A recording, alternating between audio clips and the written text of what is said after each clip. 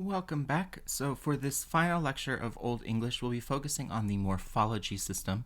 And so when we're thinking about morphology, we're thinking about pieces of meaning. And the bulk of what we're going to be looking at is going to do with inflectional affixes. There were a lot of them in Old English. These steadily decline and decrease throughout the Old English period and throughout Middle English, throughout early modern English. We see just a continual loss of inflectional affixes throughout the history of English. That leaves us with just a couple of them today. So present day English only has 8 inflectional affixes left. We have 2 for nouns, our possessive, the apostrophe s, our plural s. We have 4 in verbs. We have our third person singular s, our past tense ed ending, our past participle en, and then our progressive ing, which comes in much later. And then we have 2 for adjectives, our comparative and superlative endings. This is all the inflection that we still have in present day English. Everything else we now use syntax for, but Old English was using a lot of them, a lot of inflectional affixes for a lot of the things that we now rely on syntax for. And Old English inflections are very meager compared to languages like Greek or Latin, but they were much more common than what we see in present day English. But part of the reason that we ended up losing a lot of these inflectional affixes over time is that there were a lot of weaknesses that were sort of in the system already, even in the Old English time period. So there's really no paradigm of inflectional affixes, whether nouns, whether adjectives, whether verbs, that had a maximum differentiation, meaning that every possible ending was distinct from each other. So for instance, adjectives which had the widest amount of inflection, the definite adjectives could have had as many as 30 different endings. So we had 3 different genders, we had 2 numbers by this time, so losing the dual in most areas, and we had 5 different cases. Instead, there's only 5 different endings. The an ending, as we'll see in the charts later on, fills 17 out of the 30 spaces. So there's already a lot of weakness in the system because there's already less differentiation in the system than what would give you the full kind of information that you would need in order to preserve all of these endings.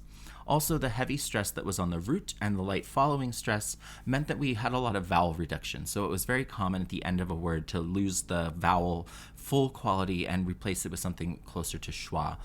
So this is something that we see happen in words in English today, where in unstressed syllables we often reduce the vowel to a schwa. This was something it's a very common process in languages of the world anyway, and so we see that in these unstressed syllables there's a lot of times that the pronunciation will sort of weaken, and we'll see this even more in Middle English, to schwa, which leaves less distinction than there already was, and eventually leads to losing some of these distinctions entirely.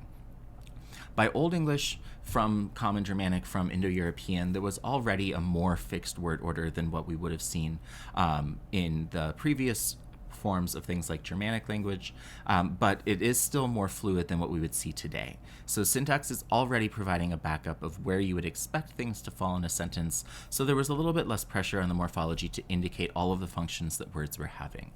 And when we're looking through all of these examples, when we're looking at the kind of inflections we're seeing, most of our evidence is coming from late West Saxon, so the later half of the Old English time period, and the West Saxon dialect, which was the most powerful Old English dialect as we saw in the social and political history.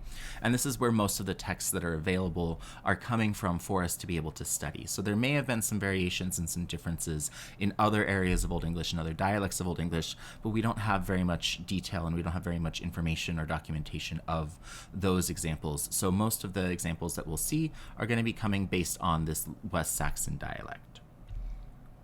Some of the features that you'll notice morphologically in Old English is that nouns had a lot of things that they declined for.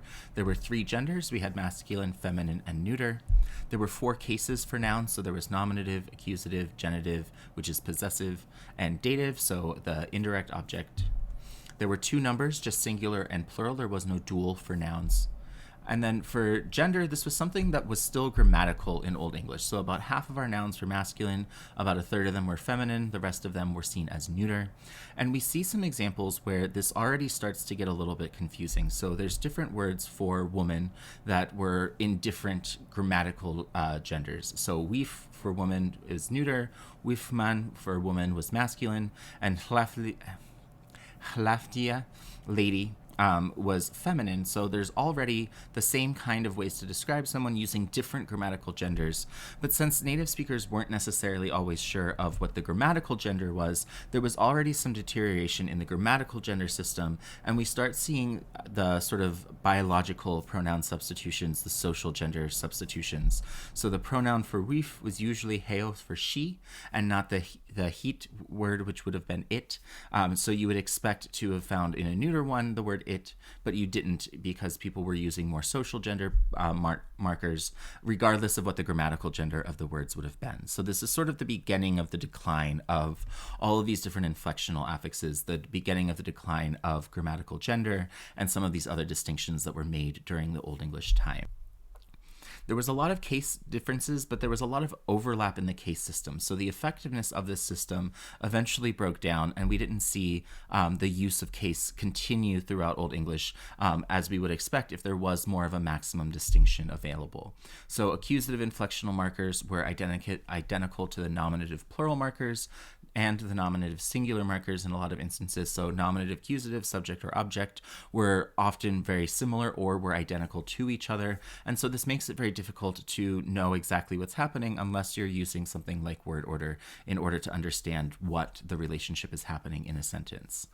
All of our non-nominative cases in the weak noun classes, so except for the neuter singular accusative, were identical in the singular form. So there's just sort of not nominative, so not subject, that were all the same. And so this led to a lot of reduction over time as well, because they weren't distinct from each other. And then the instrumental case markers became part of the dative case in nouns. And we'll see that other word classes do still retain the instrumental case, at least in Old English. But when we think about dative, when we think about instrumental cases in what we do in present day English, these are both things that we use prepositions for now. That wasn't really the option that Old English would have had. In terms of classes, when we think about nouns, nouns were also assigned particular classes in Old English. So masculine and neuter classes ended in an A sound, feminine classes ended in an O sound. And these were the most important ones because most of the nouns would have fallen within either an A ending or an O ending. And so the terms that were used to describe this aren't really helpful because they're referring to something that was previous to Old English, and some of those distinctions of things like masculine, neuter, feminine were less apparent in Old English. So instead, we're using terms like A and O nouns as strong nouns, and then there's also other classes that had fewer nouns in them that ended in AN, and these were considered weak nouns. So you'll notice with a lot of these word classes, you'll hear terms like strong and weak, and it's not necessarily saying that one is better than the other, but more referring to the kind of endings that you're going to see with these different word classes. So if you have the handout that was given to you that had all the charts on it, those will help. I'll be talking about them in the lecture as well, but they'll be useful to hold on to as we're comparing and looking at different words and looking at different examples. So the strong nouns in English that either had an A stem or an O stem were either masculine or neuter for the A stem. In the O stem, you had short and long distinctions. So in a word like boat, which was masculine, in the A stem, you'll notice that the nominative and accusative singular are exactly the same, and then there's some distinctions. And for the A stem ones, they're exactly the same throughout, and they don't really have an ending on them. It's sort of a zero ending for the nominative and accusative ones. But the plural, for the most part, did still have other endings. There's still the genitive ending, and so you see that across the A stem, you see the batis. So that's where we still get that possessive apostrophe s is coming from that particular inflectional ending. And then you notice the plural in the masculine A stem ones, batas, that as is where we still get our plural in nouns today. So a lot of what's left over of our inflectional endings are coming from these A stem masculine ones. But you'll notice that with the weak ones that had either an an ending or some sort of mutated plural like what we saw when we were looking at phonology, that there are still different genders listed here. So there's masculine, there's neuter, there's feminine. With the an declensions, there's just masculine and feminine examples for the mutated plurals, where the ij umlaut is changing the mutated plurals in many cases, or sometimes in the dative case because it also had an I in the marker. And so you lose the ending itself and it ends up changing the vowel itself inside the word. And so you'll notice that we're seeing some generalizations in present day English that are a result of the a stem in masculine in masculine words, and then we're seeing the genitive as well for that. Whereas we just pretty much lose everything else in the noun declensions by the time we get to present day English. For adjectives, these ones were the most highly inflected word class in English. They were inflected for all of the noun classes of gender, number, and case. They also had both weak and strong, and this was a distinction between if something was a definite article, so something that we might use the for, or an indefinite article, which would be something we might use a for in today's English. And then weak adjectives were often accompanied by demonstratives like this or that, or ordinal numbers or possessive pronouns, whereas the strong adjectives were the indefinite ones, and then you wouldn't have any of those additional markers associated with them. And we still see features of this in other Germanic languages today. So German, for instance, does still have some of these distinctions in their adjectives today, but we've lost all of them in present-day English. Adjectives in Old English did also still have the comparative and the superlative endings. There weren't really phrasal comparisons to more or most like what we have today. So for those multisyllabic words that we would say it's more something or it's most something, we didn't really have that as a phrasal thing in Old English. Everything had a comparative or a superlative inflectional ending. And this was regardless of how many syllables there were, they still took either a ra or an ost or an est kind of ending for comparative or superlative. And so you can see that they're still relatively similar to what we have today. So the ra became our er ending, the ost or est became our est ending.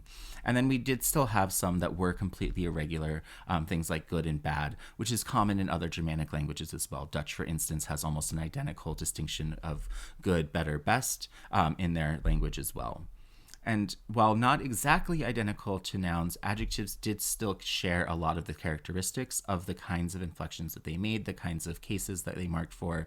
And so they were still inflecting along the same kind of thing. So they're giving information about nouns, so they're inflecting in similar ways to what the noun would be doing. So there's agreement between the different kinds of inflections in adjectives that you would expect to see in the nouns.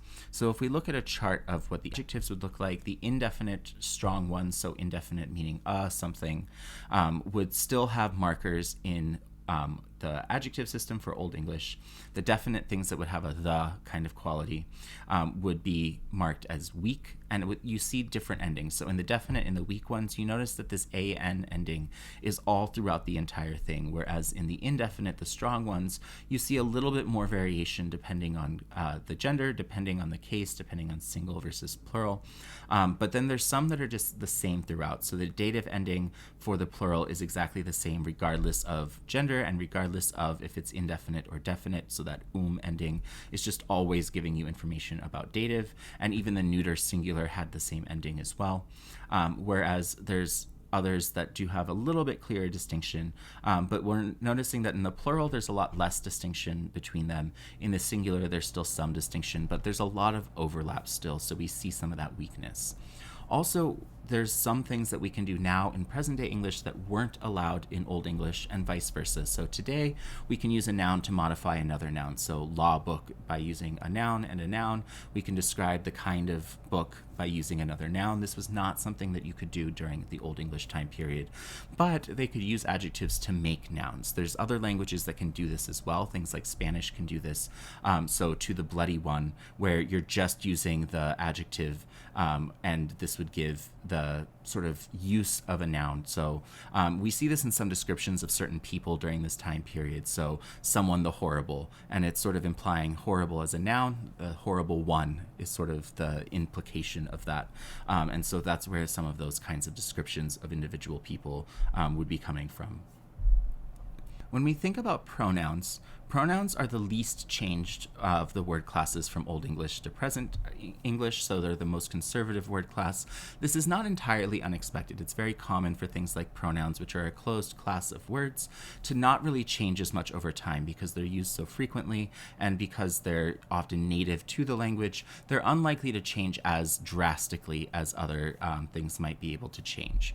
So we still maintain three different kinds of pronouns. We have subject pronouns, we have object pronouns, we have possessive possessive pronouns.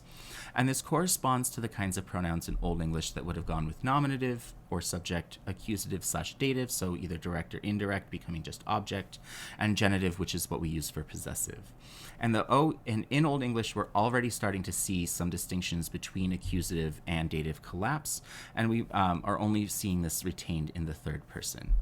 There is still a dual category in pronouns in Old English in the first and second person, but this falls away by the end of the Old English time period. And the gender distinctions are really only preserved in the third person singular. So this is where things like she and he become relevant, because that's the only place that we're still really keeping that. We're not really keeping gender distinctions in pronouns for first person like I or we, or second person like you. And so what we're actually seeing as time goes on with pronouns is that we actually have a more complex pronoun system today than what Old English would have had. So present day English has possessive adjectives and pronouns. So we have my versus mine, her versus hers. The genitive form of Old English was both an adjective and a pronoun. Old English didn't have reflexive pronouns like myself. They would just use an accusative or a dative instead. So those are things that we're using differently now than what we would have seen before. So self was just an intensifying pronoun, not referring to the self as reflexive in the same way that we do that today. So if we look at that the pronoun chart, you'll notice that there's a lot of similarities if we think back to the pronunciations of things from the phonology lecture. So ich, me, mine, me in singular first person corresponds to our I, me, mine, and me. The dual ones that we did have, we've lost. We no longer have those. But the plural, you notice the we and us become we and us.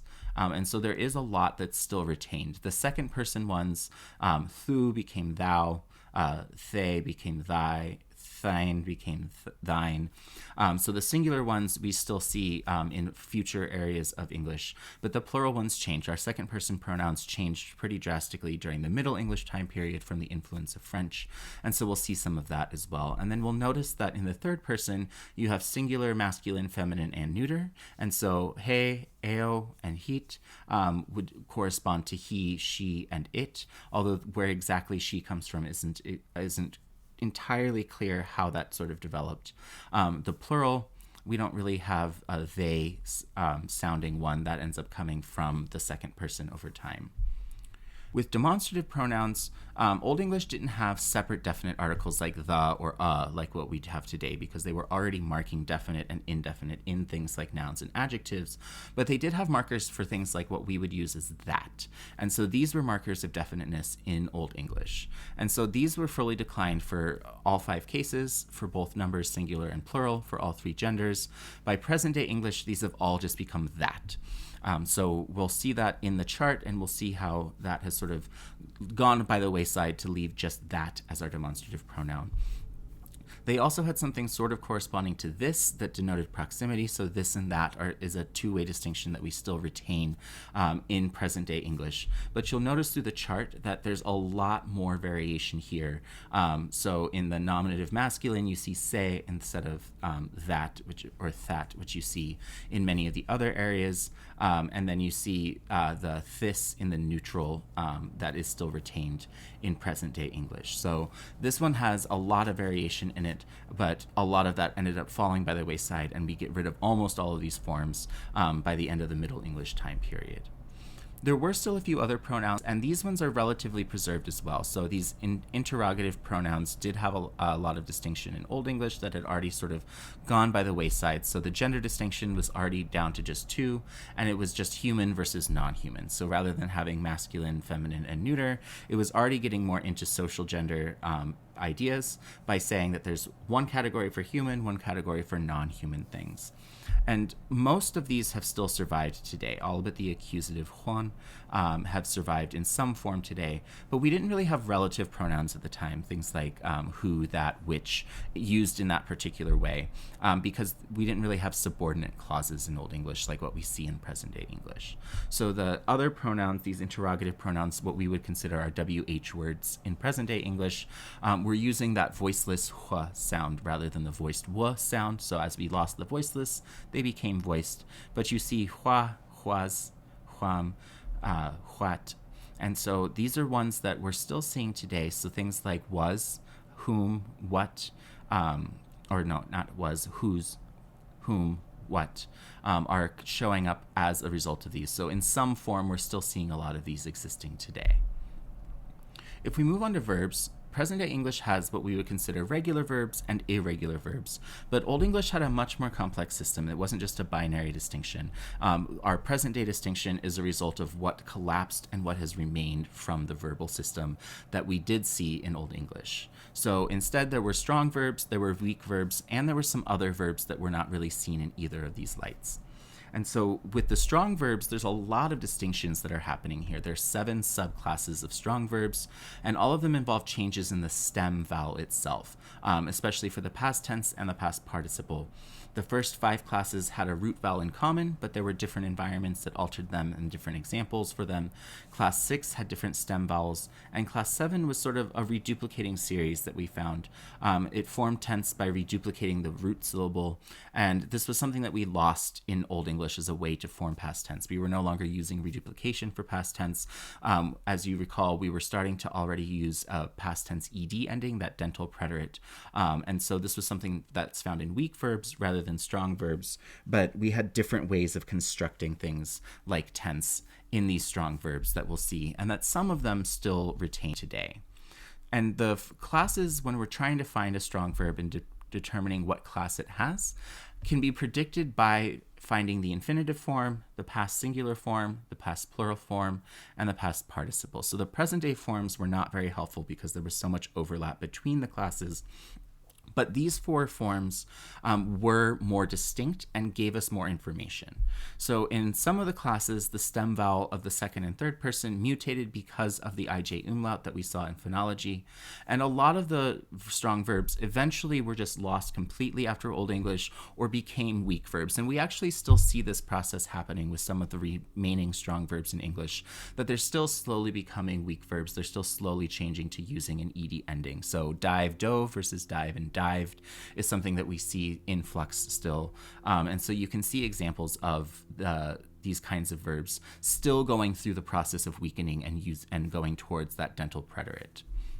The surviving strong verbs really only remain in a couple of examples. The distinction between singular and plural preterite was lost. There's really only a few that remain. So the class 3 verbs are the ones that are the most likely that we'll see. And these were verbs like sing or drink or swim. And so these were Old English strong verbs that had their own ways of changing the different forms internally. So this is where we get sing, sang, sung, drink, drank, drunk, swim, swam, swum. And so this is coming from those first 3 that you see in this chart. So the third singular present, sing, the third singular preterite, sang, the plural preterite, sungun, or the sung would be the one that we would just see for sung. And you'll notice that these are distinct in all of these categories. Some of them have some considerable overlap. So in group 7, there were some that had diphthongs and some that didn't. In classes 4 and 5, there's some similarities, but there are still some distinctions. And so sometimes you needed all 4 of these different forms in order to truly see which class they belonged to.